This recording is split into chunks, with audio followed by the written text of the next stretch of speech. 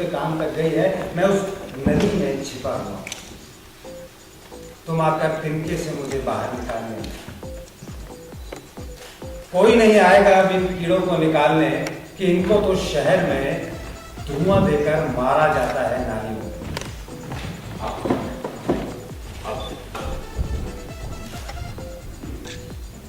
तो से कह रही थी और बैठे बैठे काम करते थे जैसे मिर्गी पड़ती थी। शहर में दंगे चलते 4 दिन हो गए थे। कर्फ्यू कुछ देर के लिए सुबह खुलता, कुछ देर के लिए शाम। कर्फ्यू खुलता तो कुछ लोग जल्दी जल्दी रोजमर्रा की जरूरत का सामान खरीदते और कुछ लोग जल्दी जल्दी चाकू चलाते, आग लगाते और कुछ लाशें गिराकर अपने अपने घरों में आकर बंद हो जाते। गरम गरम खबरें और गरम गरम लहू मुसलसल बह रहा था बंद। लेकिन रेडियो और टीवी बाकायदा अनाउंस कर रहे थे कि शहर की हालत काबू में है और हालात नॉर्मल होते जा रहे हैं। और हालात नॉर्मल साबित करने के लिए कल से लोकल ट्रेनें भी देर तक चलाई जा रही है। बेशतर डिब्बे खाली थे, लेकिन रोशनियां पटरियों पर दौड़ती हुई नजर आई तो 4 दिन के उल्टे मत अंधेरे में जरा सी जुगलिश हुई। पटरियों की दोनों तरफ की बस्तियों में जो एक सन्नाटा बदला गया था वो कुछ देर के लिए खड़खड़ाया तो फिर से हरकत की उम्मीद कर यासीन आवत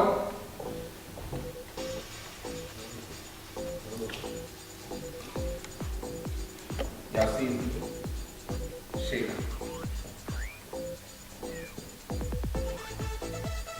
यासीन आवाज में सुराग पर देख भी रहा था कि गाड़ियां चल रही थी। कल 5वां दिन होगा वो अपने घर से गायब था। अब तक तो उसका इंतजार खत्म हो चुका होगा, उसकी तलाश शुरू हो गई होगी। दिन बस खत्म होने ही वाला था कि यासीन का कदम टूट गया। शाम का कर्फ्यू खुलते ही वो अंधेरे के स्टेशन पर जा पहुंचा। प्लेटफॉर्म सुनसान था, लेकिन इंडिकेटर पर ट्रेन का वक्त टिमटिमा रहा। गाड़ियां बहुत ही आहिस्ता से लाती हुई स्टेशन, रोजमर्रा की स्टाइल में नहीं, जैसे कि मोहताज कुछ डरी हुई, कुछ सहमी, कुछ लोग खेल की ट्रेन में करता वो फैसला नहीं कर पाएंगे कौन से डिब्बे में दाखिल। आखिर अक्सरियत तो हिंदुओं के 2-2 4-4 के वृक्षों में कहीं कहीं दुखे हुए रखे थे। यासीन रुका और डिब्बे के आखिरी बेंच पर जाकर कोने वाली सीट में टूट गया। तार पकड़ी तो फिर उसकी सांस में सांस आई। अचानक डिब्बे के दूसरे कोने से पूंजी नजर आ गई। यासीन की तो होश उड़ गए, घुटने में अपनी से मिर्गी दौड़ गई। वो झुककर सीट के इतना नीचे हो गया कि अगर वो उसकी तरफ आ जाए तो फौरन बेंच के नीचे छुप जाए या फिर तन के सामने खड़ा हो जाए, पोजीशन ले। डिब्बे का दरवाजा भी दूर नहीं था, लेकिन चलती गाड़ी से कूद जाने में सिर्फ एक ही खतरा था, मौत। अचानक वो शख्स अपनी जगह पर खड़ा हो गया। उसके देखा जा रहा था, उसके चेहरे पर डर या खौफ के कोई आसार नजर नहीं आ रहे। यकीनन हिंदू था, यासीन का तो पहला रिएक्शन यही था। वो शख्स टहलते हुए पगड़ करके दरवाजे पर जाकर खड़ा हो। हवा में उसका मफलर फटे झींटे की तरह लहरा रहा था। कुछ देर वो बाहर झांक कर देखता रहा और फिर लगा कि किसी चीज के साथ वो जोराजन कर रहा। कभी दबाता था, कभी उठाता था, कभी खींचता था। ऐसे लग रहा था कि कोई चीज वो तोड़ रहा हो। अचानक जंगालू दरवाजा जोर से खिंचा और पुरुषों खड़खड़ाहट के साथ बंद।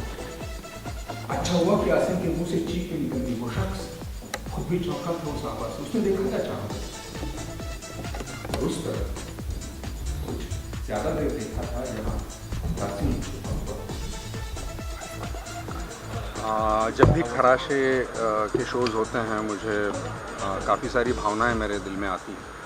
एक तो इस बात की खुशी होती है कि 12 साल लगातार हम इसे करते आ रहे हैं और इतना आसान नहीं होता कि किसी एक ग्रुप को एक साथ 12 साल वो रहे और एक प्ले करता रहे वो ग्रुप। तो इस बात की तो खुशी होती है, लेकिन एक दुख भी होता है क्योंकि हम सब जानते हैं कि ये जो प्ले है वो कम्युनल डिसहार्मनी पर है। हमारे देश में हम इतने सारे जाति धर्मों के लोग रहते हैं, लेकिन मतलब बहुत ही मेरे ख्याल से ऐसे कटु अनुभव हम लोगों को आते हैं कि हम एक दूसरे का द्वेष करते हैं। और ये जो सारी कथाएं और कविताएं हैं गुलजार साहब की, वो कम्युनल डिसहार्मनी पर हैं। और 12 साल के बाद भी ये प्ले जो है खराशे, वो रिलेवेंट है।